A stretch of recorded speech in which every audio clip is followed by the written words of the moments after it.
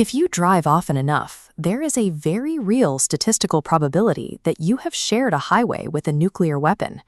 You're sitting in traffic, listening to a podcast, while the next lane over contains enough destructive power to erase a major city. Out of the roughly 12,500 nuclear weapons on Earth, the United States controls over 4,100 of them, and they aren't kept in one central warehouse. To guarantee that a portion of the arsenal survives a potential first strike, the military scatters these weapons across the country, hiding them in submarine fleets and heavily reinforced underground bunkers. But hiding them creates a massive logistical problem. Nuclear weapons degrade. Their mechanical parts risk rusting over time, and the internal cores rely on unstable radioactive materials like plutonium and uranium, whose chemical health has to be constantly monitored. You cannot safely service a decaying warhead at the bottom of a missile silo. To fix that degradation, the weapon has to be physically extracted from its bunker and transported to specialized central maintenance facilities, which forces the National Nuclear Security Administration into a high-stakes paradox. To guarantee the safety of their most dangerous weapons, they have to pull them out of their impenetrable fortresses and expose them on civilian roads.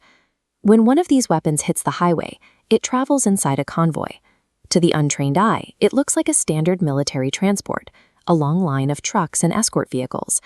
Every detail of this formation is built around anticipating worst-case scenarios.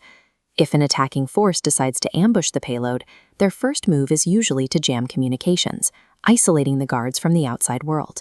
To counter this, the convoy splits its radio traffic across 3 isolated channels. If attackers manage to kill the main frequency, forward scouts travel a full kilometer ahead simply use a separate channel to summon backup. Meanwhile, heavily armed helicopters provide constant overwatch from the sky, carrying specialized backup forces and swapping out their positions only when they hit bingo fuel. But attackers don't always use brute force. They could attempt a Trojan horse strategy, dressing up as local police officers or military personnel to trick the convoy into lowering its guard. Flanking the main truck are specialized armored vehicles known as Bearcats. Inside are heavily armed federal commandos, and because the armor features integrated gun ports, these agents can lay down suppressive fire with assault rifles without ever exposing themselves to outside fire. But their strongest defense against imposters is a strict zero-trust policy.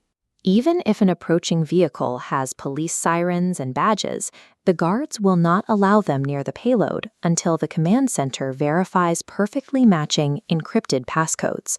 The convoy treats deception as a threat equal to physical firepower.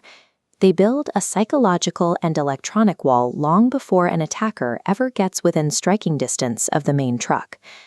At the center of that perimeter sits the transport truck. It weighs over 25,000 kilograms, its body cast from hardened steel. Suppose attackers actually manage to eliminate the guards, breach the cab, and attempt to hijack the truck to drive it to a secondary location. The axles are rigged with specialized explosive charges. If the truck is compromised, those charges detonate. The wheels sever completely, and 25,000 kilograms of solid steel drops flat onto the asphalt, permanently anchoring it to the highway. Now the truck is immobilized. The attackers have no choice but to try and break into the vault right there on the road, pulling out heavy tools like angle grinders or heavy-duty drills. They can't interrogate the guards for the keys because the guards don't carry them. The electronic locks are controlled entirely off-site by the NNSA. If the attackers manage to puncture the exterior hull, the internal automated defenses trigger. The cargo hold instantly floods with a hyper-adhesive sticky foam designed to completely restrict movement and suffocate any progress. And if an attacker somehow fights through the foam and touches the final container, they are hit with a lethal electrical shock, packing 6 times the voltage of a standard household outlet. The NNSA prioritizes the total immobility of the weapon over its destination, turning the transport vehicle into a terminal trap the moment a hijacking is detected. Despite the extreme risks involved in taking these weapons out of their silos, the United States runs these transport operations constantly, and the result of these aggressive, paranoid protocols is absolute.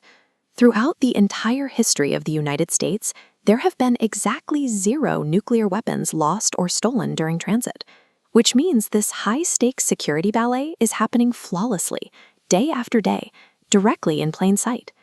While the bomb's devastating physics dominate the imagination, the real success is the invisible security architecture, keeping those weapons locked behind a